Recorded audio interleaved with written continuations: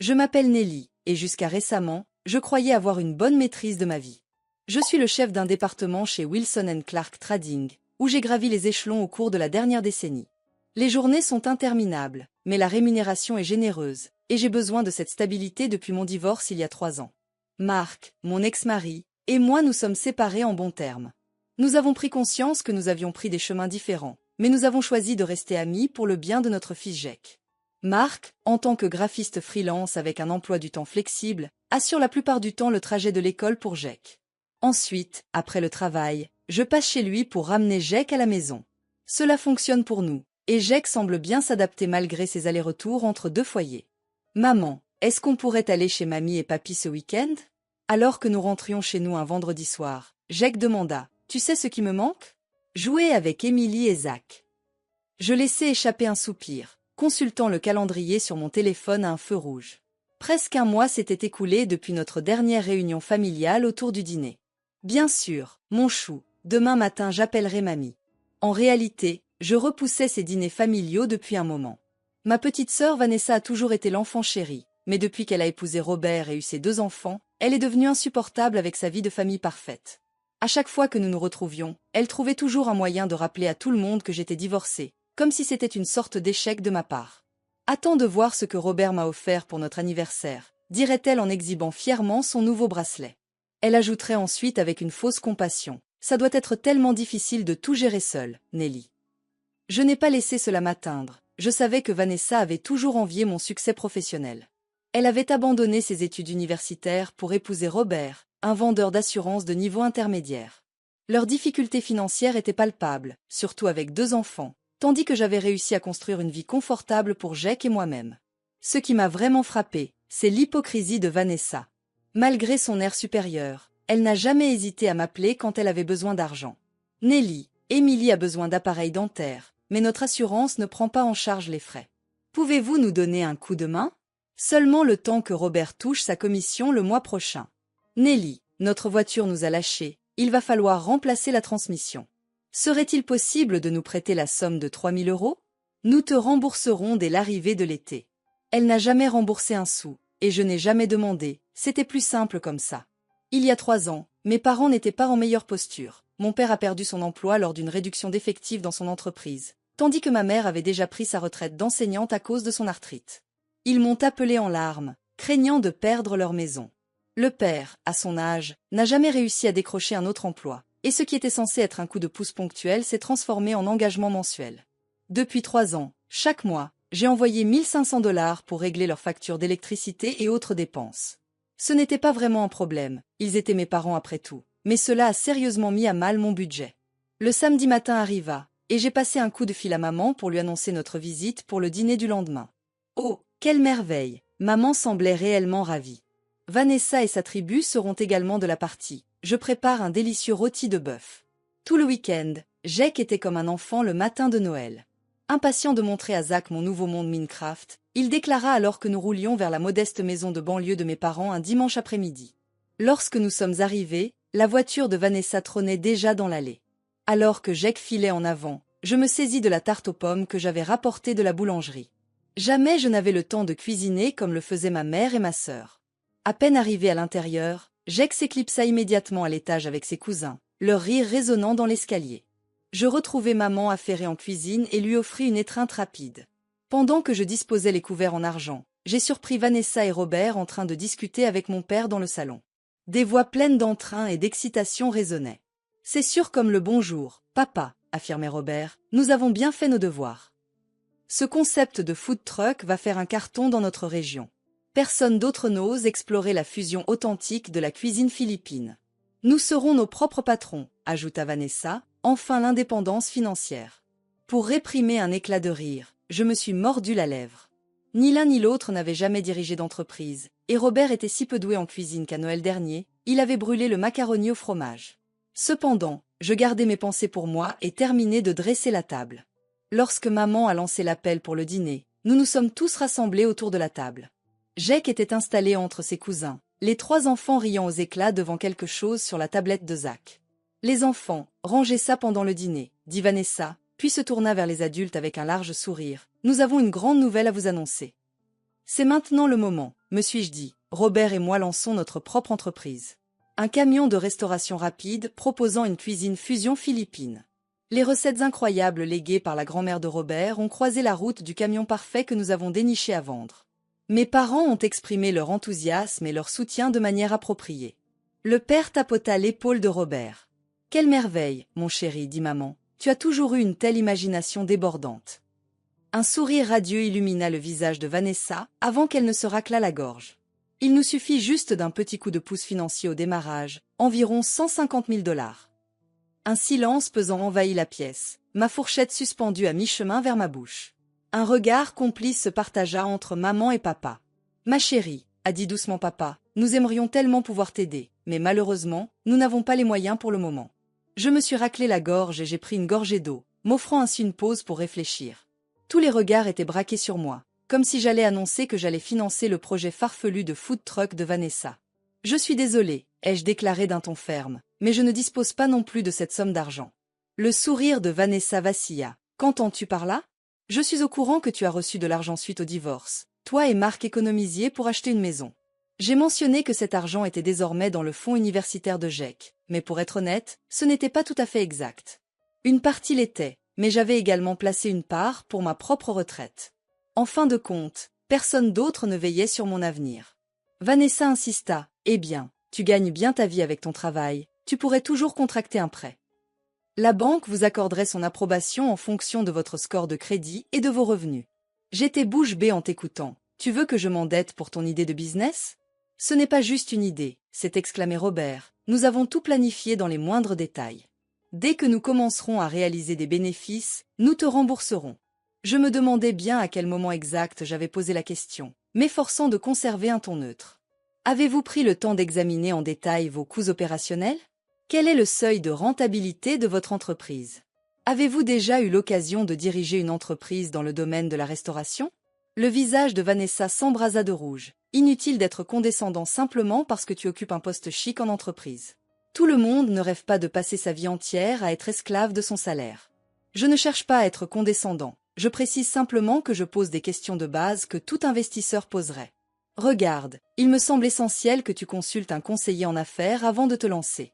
Le taux d'échec des restaurants et des food trucks est extrêmement élevé. » Vanessa hurla, sa jalousie éclatant comme un feu d'artifice, faisant trembler la table et danser les couverts. L'enfant cessa de manger et fixa les adultes, les yeux écarquillés. « Ta jalousie envers ma famille unie est palpable depuis toujours, surtout depuis ton divorce. Désormais, l'idée que Robert et moi puissions réussir et être indépendants alors que tu es coincé dans ton cube corporatif à recevoir des ordres de quelqu'un d'autre te rend insupportable. » Elle se leva si brusquement que sa chaise faillit basculer en arrière. « Allez, Robert, les enfants, attrapez vos affaires, on s'en va. » Robert, mal à l'aise, se leva néanmoins avec diligence. Émilie et Zach, visiblement déconcertés, se sont précipités hors de leur chaise. Jake me fixa avec des yeux grands ouverts emplis d'inquiétude. « Vanessa, cesse donc ce théâtre, » a dit papa. « Installe-toi et termine ton repas. » Vanessa, furieuse, attrapa son sac et déclara. « Je ne vais pas rester à la même table qu'une personne qui souhaite mon échec. Partons, tout de suite. » Et d'un geste brusque, ils sont sortis en trombe, la porte d'entrée claquant derrière eux. Un silence gênant s'abattit sur la table. Un échange de regards complice s'est opéré entre mes parents. J'attendais qu'ils réagissent, qu'ils reconnaissent à quel point Vanessa se montrait déraisonnable. En revanche, papa laissa échapper un soupir lourd. « Nelly, ton sœur a nourri ce projet dans ses rêves depuis des mois. Tu sais à quel point c'est important pour elle. » Les mots qui résonnaient à mes oreilles semblaient tout droit sortis d'un rêve éveillé. « Papa, ils n'ont ni plan d'affaires, ni expérience, et ils demandent une somme énorme d'argent. Penses-tu que cela vaille la peine d'investir là-dedans ? Selon maman, ce n'est pas une question d'investissement, mais plutôt de soutien familial, murmura-t-elle doucement. J'ai soutenu ma famille largement, ai-je déclaré, sentant une bouffée de colère. Je t'ai envoyé 1 500 $ chaque mois depuis 3 ans. Vanessa est devenue une experte en emprunts sans retour, à tel point que je perds le compte des fois où je lui ai prêté de l'argent. Combien de soutiens supplémentaires suis-je censé offrir encore ? Ça change de d'habitude, a déclaré maman. On avait besoin d'aide, et tu avais les moyens de le faire. À présent, je prétends ne pas avoir les moyens de verser à Vanessa la somme de 150 000 $. Pourquoi est-il si difficile d'admettre cela ? Papa a secoué la tête, ta sœur s'efforce de construire quelque chose pour sa famille. Il serait peut-être judicieux de prendre en compte la possibilité de lui apporter de l'aide. Je me suis levée, subitement étouffée par cette situation, mais je ne compte pas faire marche arrière. Il est temps que Vanessa redescende sur terre, et vous devez cesser de la conforter dans ses illusions. Je hélai Jake, qui d'un air contrit, adressa un adieu à ses grands-parents. Le trajet du retour se déroulait dans le silence, Jake fixant le paysage qui défilait à travers la fenêtre. Il finit par demander « Est-ce que tante Vanessa et oncle Robert nous en veulent ?» Ils sont simplement déçus, ai-je dit, cherchant une explication adaptée à un enfant. Il arrive parfois que les adultes soient contrariés lorsque les choses ne se déroulent pas comme ils le souhaitent. Je pensais que ce serait la fin, que Vanessa se calmerait, réaliserait qu'elle exagérait, et que nous passerions à autre chose, mais je me trompais. Le lendemain, l'appel a commencé, d'abord de Vanessa, puis de Robert, puis des deux en même temps. J'ai répondu du tac au tac, tentant d'être rationnel. Après mûre réflexion, ma réponse reste inchangée. Non, je ne prendrai pas de prêt pour ton entreprise, ai-je déclaré d'un ton ferme. Vanessa riposta, tu es simplement égoïste, tu ne veux pas que nous réussissions car tu ne serais plus le seul à briller. C'est absurde, je souhaite ardemment ta réussite, mais je doute que cette méthode soit la bonne. Ne me dicte pas ma conduite, avoue simplement que tu es trop avide pour aider ta propre sœur. Suite à cela, j'ai décidé de ne plus répondre à leurs appels. Les messages étaient encore pires, tu as toujours été jaloux de moi, tu nous regardes de haut parce que nous n'avons pas de diplôme prestigieux, espèce d'égoïste, tu le regretteras quand nous aurons du succès. J'ai songé à demander l'intervention de mes parents, mais il était évident de quel côté ils se trouvaient. J'ai décidé de bloquer le numéro de Vanessa pour me concentrer sur mon travail et sur Jake.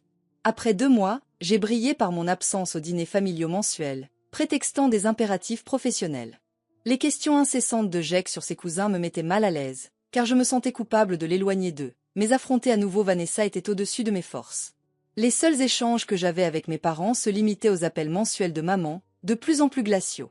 Elle se contentait de demander, sans même s'inquiéter de mon bien-être ou de celui de Jake, si j'allais bien transférer l'argent demain.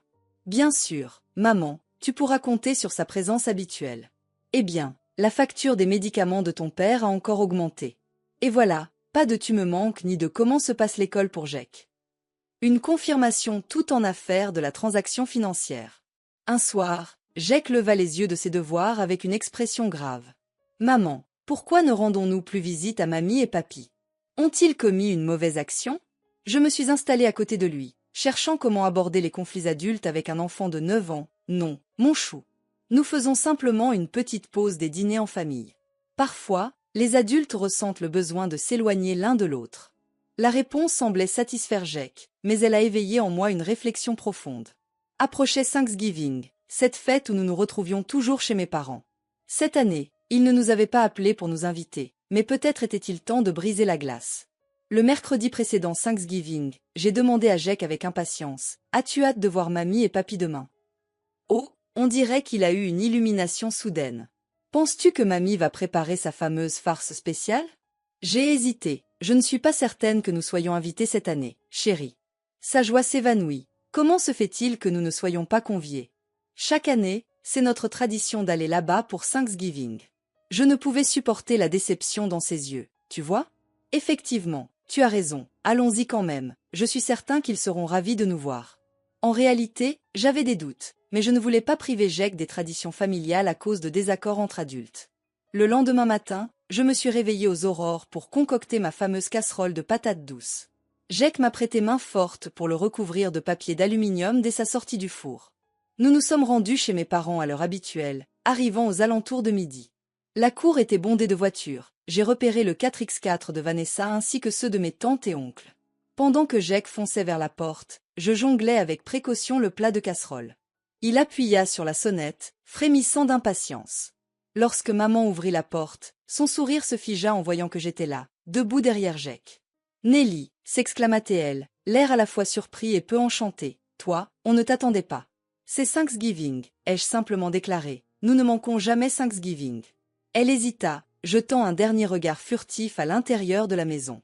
Les voix et les éclats de rire résonnaient depuis le salon. « Entrez donc, dit-elle enfin en s'écartant. Jake, tes cousins sont dans la cave en train de jouer à des jeux vidéo. » Sans perdre une seconde, Jake fila vers les escaliers du sous-sol. Accompagnant ma mère, j'ai pénétré dans la maison, mon plat à gratin toujours entre les mains. Les effluves familiers de dinde et de farce emplissaient l'air, mais une tension palpable régnait dans l'atmosphère. Lorsque j'ai pénétré dans la salle à manger, mon regard s'est posé sur Vanessa, affairée à dresser la table. D'un regard vers le haut, son visage se figea instantanément. Elle s'exclama, les yeux rivés sur sa mère. « Que fait-elle ici ?» Je fis un pas en avant, présentant ma casserole de patates douces comme un geste de paix. Vanessa s'approcha d'un pas déterminé, arracha le plat de mes mains, et à ma grande surprise, se dirigea droit vers la poubelle de la cuisine pour y jeter l'intégralité du gratin. Elle cracha, « Nous n'avons besoin de rien de toi, tu n'es pas le bienvenu ici, sors d'ici. » Vanessa, la maman retint son souffle, mais elle ne fit aucun geste pour l'arrêter. « Qu'est-ce qui se passe ?» Papa s'est manifesté dans l'encadrement, l'air perplexe. « Nelly s'est pointée à l'improviste, » a déclaré Vanessa, après avoir refusé de nous aider, après avoir ignoré tout le monde pendant des mois. Elle croit qu'elle peut juste débarquer ici comme si de rien n'était ? Je réfléchissais, j'ai commencé. Tu as eu tort de penser ça, Vanessa m'a coupé les ponts. On ne peut pas décider à la carte qu'en faire partie de cette famille. Votre décision a été prise lorsque vous avez refusé de nous soutenir. Elle a foncé devant moi en direction du sous-sol. Je la suivais, inquiet de ce qu'elle pourrait dire aux enfants. Lorsque nous sommes arrivés au sous-sol, Jake était assis par terre avec Emily et Zach, tous les trois absorbés par un jeu vidéo. Emily, Zach, approchait immédiatement, ordonna Vanessa. Perplexe, les enfants levèrent les yeux vers elle. Sans hésiter, elle attrapa ses deux enfants par les bras et les éloigna de Jake. Elle a crié haut et fort en montrant Jake du doigt. « Tu n'as pas le droit de jouer avec lui. » Sa mère, une âme sombre dépourvue de tout attachement familial, risque fort de lui transmettre sa noirceur. Le visage de Jake se froissa. « Maman » m'appelait-il, les larmes lui montant aux yeux. J'étais figée de stupeur. Comment Vanessa pouvait-elle dire une telle chose devant un enfant? Avant même que je puisse répliquer, voilà que papa surgit sur l'escalier. « Nelly, il serait préférable que toi et Jake partiez, » déclara-t-il d'une voix assurée. Je me suis tournée vers lui, incrédule. « Papa, tu ne peux pas être sérieux. Vanessa vient de dire des choses horribles à Jake, il n'a que 9 ans. D'après mon père, c'est notre maison, et franchement, tu as déjà causé suffisamment de soucis. Si seulement tu avais prêté main forte à ta sœur comme nous te l'avions demandé, rien de tout cela ne se serait produit. » En quête de réconfort, mes yeux balayèrent la pièce, mais ma mère restait silencieuse en haut des escaliers, évitant mon regard. Mes tantes et oncles étaient introuvables, sans doute encore dans le salon, faisant semblant de ne pas entendre l'agitation. D'un ton tremblant de colère et de douleur, j'ai déclaré « Très bien, Jake, on s'en va. » Je pris sa main tremblante et l'entraînai doucement vers le haut des escaliers, tandis qu'il laissait échapper des larmes silencieuses, de gros sanglots roulant sur ses joues. Alors que nous passions devant maman, je me suis arrêtée un instant, incapable de croire que tu laisses cela se produire, ai-je murmuré, ton propre petit-fils. Elle croisa enfin mon regard. Tu l'as cherché, Nelly, la famille est là pour la famille. Nous sommes partis sans un mot de plus, dans la voiture. Jake était inconsolable. J'ai mis le contact de la voiture, mais je me sentais perdue, sans destination en vue. L'idée de rentrer chez moi dans une maison vide pour Thanksgiving était trop déprimante, mais soudain une idée m'a traversé l'esprit. Eh bien, que dirais-tu d'aller rendre visite à mamie et papy Miller à la place? Je parie qu'ils seraient ravis de nous voir. J'ai pris mon courage à deux mains et j'ai composé le numéro de Mark, mon ex-mari, pour lui exposer la situation. « Quelle horreur !» s'exclama-t-il. « Bien sûr que tu devrais venir. Maman prépare toujours une quantité de nourriture excessive, mais ils adorent voir Jake. » Lorsque nous sommes arrivés chez les Miller, ils nous ont accueillis avec une chaleur authentique. La mère de Mark m'a serré dans ses bras avec force. « Oh toi, pauvre chou, dit-elle, les conflits familiaux, c'est le pompon, surtout pendant les fêtes. » Pendant le dîner, je leur ai raconté toute l'histoire, depuis l'idée commerciale de Vanessa jusqu'aux demandes d'argent, en expliquant comment mes parents l'avaient finalement choisi plutôt que moi. Mark's mom cautiously expressed her belief that Vanessa was always the favorite of your parents. Déjà à l'époque lointaine de nos premières rencontres à l'université. Je dois avouer que je n'ai jamais souhaité le voir, mais je ne peux plus le nier désormais. Malgré tout, la soirée s'est finalement transformée en un agréable moment. En jouant à des jeux de société avec son père et son grand-père, Jake a retrouvé le sourire. Pendant quelques heures, j'ai eu l'impression de faire partie à nouveau d'une vraie famille, une famille qui se souciait réellement de moi en tant que personne, et non pas seulement comme une source d'argent. Alors que Jake et moi rentrions chez nous cette nuit-là, une idée germa dans mon esprit. Une fois de retour à notre appartement, je me suis connectée à mon application bancaire et j'ai annulé le paiement récurrent de 1 500 $ à mes parents. Pour la première fois depuis des années, je me suis endormie sans me soucier de devoir étirer mon budget pour soutenir tout le monde. 2 semaines s'étaient écoulées sans qu'aucune nouvelle de ma famille ne parvienne jusqu'à moi. Aucun appel, aucun message, même pas de ma mère, pourtant si pressée de savoir quand son argent mensuel arriverait. Je me suis plongée corps et âme dans le travail, mettant tout en œuvre pour rendre les prochaines fêtes de Noël inoubliables pour Jake, afin de compenser le désastre de Thanksgiving. Une nuit, mon téléphone s'est mis à sonner avec le numéro de ma mère. J'ai failli ne pas répondre, mais ma curiosité l'a emporté. Nelly, c'était Mo, sa voix semblait tendue. Il semblerait qu'une petite erreur se soit glissée du côté de la banque, car nous n'avons pas encore reçu votre virement mensuel. Eh bien, comment te sens-tu aujourd'hui? Non, désolé, pour moi Thanksgiving c'est directement le business. Quelque chose en moi s'est solidifié. Il n'y a pas eu d'erreur, répondis-je calmement, je l'ai annulé. Un silence pesant de l'autre côté, suivi de près par un « comment ça, tu l'as annulé ?» Il est impossible de procéder ainsi, nous comptons sur cet argent pour payer nos factures. Je l'ai fait et je peux le refaire, mais après ce qui s'est passé à Thanksgiving, je ne pense pas te devoir quoi que ce soit. Nelly, il s'agissait simplement d'un malentendu, ta sœur était contrariée, et les choses ont pris une tournure inattendue. Un quiproquo, j'étais incrédule face à ce que j'entendais. Toi et papa avez mis dehors votre petit-fils le jour de Thanksgiving. Vanessa a mis en garde ses enfants contre le fait de jouer avec Jake car il est malveillant. Aucun d'entre vous n'a levé le petit doigt pour l'empêcher. Nous étions contrariés. Les gens disent des choses qu'ils ne pensent pas quand ils sont contrariés. Eh bien, je maintiens mes propos, je ne t'enverrai plus d'argent. Le ton de maman a basculé en un instant. Tu n'as aucun droit de nous infliger cela. Après tout ce que nous avons fait pour toi. Nous t'avons élevé, t'avons financé tes études supérieures. Après 3 ans à te rembourser chaque mois $1 500, soit un total de $54 000, maman, je crois que nous sommes quittes. Il ne s'agit pas de compter les points. En tant que tes parents, tu as le devoir de nous prêter main forte. Étrange, je ne me suis pas sentie comme ta fille lorsque tu as choisi Vanessa à ma place, ainsi que Jake. Vous êtes censés être les grands-parents de Jake, mais vous laissez Vanessa le traiter horriblement. Tu agis par pure méchanceté juste parce que nous avons pris le parti de ta sœur concernant le prêt pour l'entreprise. C'est mesquin, Nelly. Pense ce que tu veux, moi j'ai terminé, j'ai raccroché. Les appels ont commencé à affluer après cela, de papa, de Vanessa, même de tante et oncle avec qui je parlais rarement. Je me suis catégoriquement tue.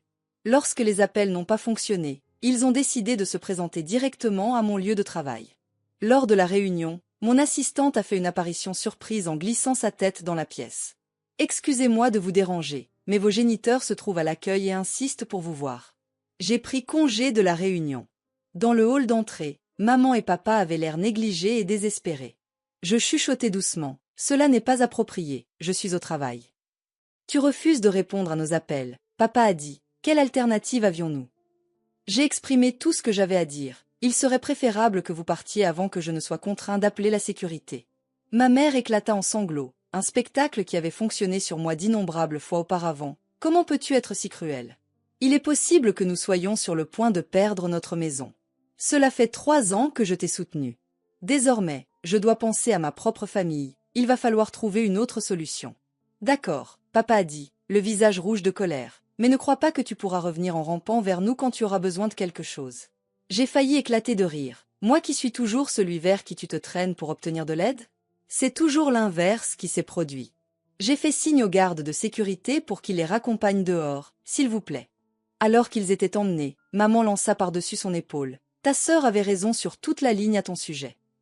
Ce soir-là, j'ai reçu un message de Vanessa me traitant de vengeur, d'égoïste, de salaud, en me prévenant que maman et papa pourraient perdre leur maison à cause de moi. J'espère que vous êtes comblée, mademoiselle la grande prêtresse de l'entreprise. J'ai commencé par bloquer son numéro, puis j'ai enchaîné en bloquant mes parents et ma famille élargie sur toutes les plateformes. Cela s'est avéré être étonnamment libérateur. 1 mois plus tard, j'ai croisé ma cousine Rachel au supermarché. Elle semblait mal à l'aise en me voyant. « Comment vas-tu, Nelly ?» demanda-t-elle avec prudence. « Je vais bien, merci. Et toi, comment ça roule de ton côté ?» Elle hésita. « Regarde, ta maman m'a demandé de te parler. Ils ont dû contracter un emprunt pour couvrir leur prêt hypothécaire. On raconte que tu les as abandonnés parce que tu es amère de ton divorce et jaloux du mariage heureux de Vanessa. » Je secouai la tête. « Vraiment, c'est ce qu'ils racontent à tout le monde ? En gros, Vanessa fait le tour de tout le monde pour emprunter de l'argent pour son projet de food truck. Elle est venue quémander un prêt à mon mari. Incroyable, non ? Comme si nous avions $150 000 qui poussent sur les arbres. T'a-t-elle raconté que j'ai refusé de lui donner l'argent par jalousie ? Rachel a ri bruyamment. Enfin, personne n'est dupe. Le souvenir de Vanessa obsédée par l'argent est gravé dans toutes nos mémoires. Tu te souviens de mon mariage ? quand elle a essayé de me dissuader du bar ouvert en disant que c'était gaspillage. Nous avons ri tous les deux, et c'était réconfortant de réaliser que tout le monde dans la famille ne m'avait pas tourné le dos. Rachel s'enquit de l'état d'esprit de Jake face à toute cette situation. Il ressent l'absence de ses cousins, mais sa résilience demeure inébranlable. Nous avons célébré Noël en compagnie de la famille de mon ex-mari, et ils se sont montrés formidables. Je suis ravie de t'annoncer que la fête d'anniversaire d'Emily et Zach aura lieu le mois prochain. Je serai présent en compagnie de mes chérubins. Peut-être que Jake serait partant pour se joindre à nous? Je pourrais aller le chercher et le ramener à la maison pour que tu n'aies pas à croiser Vanessa. J'y ai réfléchi, c'est gentil de ta part, mais je ne veux pas impliquer Jake dans des conflits d'adultes. Proposons plutôt une rencontre ludique pour vos enfants. Après avoir terminé mes courses, je me suis soudain senti plus léger que je ne l'avais été depuis des années. La fuite mensuelle de mes finances avait disparu, emportant avec elle la fuite émotionnelle de vouloir satisfaire des gens qui ne seraient jamais satisfaits. Ce soir-là, Jake leva les yeux de ses devoirs et demanda à sa mère: « Est-ce qu'on reverra un jour mamie et papy ?» Je me suis installée à côté de lui, sans trop savoir, mon pote. Actuellement, maman, mamie et papy ont besoin de prendre un peu de distance.